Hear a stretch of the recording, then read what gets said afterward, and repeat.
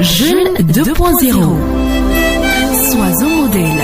Que personne ne méprise ta jeunesse. Jeune 2.0, la rubrique qui réveille la conscience des jeunes afin qu'ils se fixent des objectifs de vie clairs à la lumière de la parole de Dieu.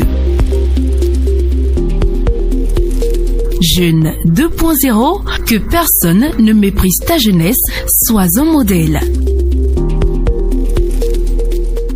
Être, c'est alors penser. Mais un arbre, un animal, s'il ne pense pas, existe tout de même. Donc, pas de définition précise de l'être. Paraître, ce mot renvoie à la notion d'apparence. Il fait appel à la notion du regard de l'autre et de miroir. Coucou la famille, vous écoutez Jeune 2.0. Le thème d'aujourd'hui est le suivant. Être ou paraître, telle est la question. Aux commandes, vous m'avez reconnu, c'est Sister Juanita. Au rendez-vous sur la page Facebook Jeune 2.0, les 18 à 25 ans qui ont décidé de vivre selon la parole du Seigneur Jésus. Je plante le décor du thème de ce jour avec ce passage biblique qui illustre tout.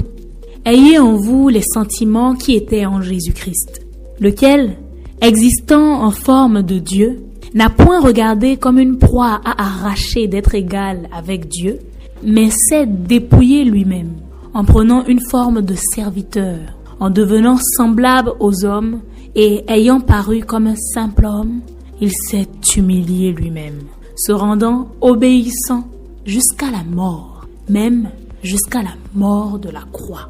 Philippiens 2, versets 5 à 10. Jésus-Christ était et est toujours Dieu, existant en forme de Dieu. Il s'est pourtant dépouillé lui-même, paru comme un serviteur, comme un simple homme, et c'est compte tenu de ça que Dieu l'a souverainement élevé, lui a donné le nom au-dessus de tous les noms, afin qu'au nom de Jésus, tout genou fléchisse dans les cieux, sur la terre et sous la terre, et que toute langue confesse que Jésus est Seigneur, à la gloire de Dieu le Père. Philippiens 2, verset 11. J'ai choisi de citer Google comme introduction de la capsule pour que toi, cher auditeur, muni des armes de l'esprit, pour que tu puisses faire la différence entre l'être du monde qui consiste à exister, et son paraître qui suppose d'être agréable au regard de l'autre ou du moi qui est en toi, et l'être du Christ. Que tu puisses faire la différence entre l'être du monde et l'être du Christ. L'être du Christ qui consiste à vivre dans l'authenticité, dans la transparence, dans la soumission, et son paraître qui suppose l'obéissance totale à Dieu lui seul. En fait, quand la Bible parle d'être, elle s'interroge sur la nature profonde de l'homme, celle qui n'existe qu'en Christ et celle qui ne vient que de Jésus-Christ. Et nous ne sommes pas selon nous-mêmes. Il faut retenir ça. Nous ne sommes pas selon nous-mêmes. Nous sommes selon Jésus. Notre échelle d'existence, de comparaison, c'est Jésus. Ou nous-mêmes. Nous pouvons nous comparer à nous-mêmes, mais toujours en Christ. Parce que il ne faut pas se comparer aux autres. Il faut se comparer à toi-même ou te comparer à Jésus, qui est le fidèle modèle. En effet, vous, au contraire, vous êtes une race élue, un sacerdoce royal, une nation sainte, un peuple acquis, afin que vous annonciez les vertus de celui qui vous a appelé des ténèbres à son admirable lumière. 1 Pierre 2, verset 9. Écoutez-moi ça, les gars. Nous sommes élus. Nous sommes royaux. Nous sommes saints. Nous sommes acquis. On est fort. On est puissant. Mais qui nous peut en réalité? Les gens devraient rêver d'être chrétiens. Parce que être chrétien, c'est ça. Et comprenez bien, personne ne peut s'attribuer le mérite de ce statut. C'est la faveur, c'est la grâce, c'est immérité. Nous ne méritons pas d'être saints. Nous ne méritons pas d'être élus. Nous ne méritons pas d'être royaux. Nous ne méritons même pas d'être un peuple acquis. Nous ne méritons pas ça. Jésus aurait pu nous laisser dans nos ténèbres pourrir comme des sardines au soleil. Mais au lieu de ça, il nous appelle dans son admirable lumière. C'est une nature, une réalité qui va transcender le paraître pour s'inscrire dans l'être. En fait, le chrétien, qu'il le sache ou pas, qu'il le veuille ou pas, qu'il sache l'apprécier ou pas, Il est de Dieu, il est élu, il est royal, il est saint, il est acquis.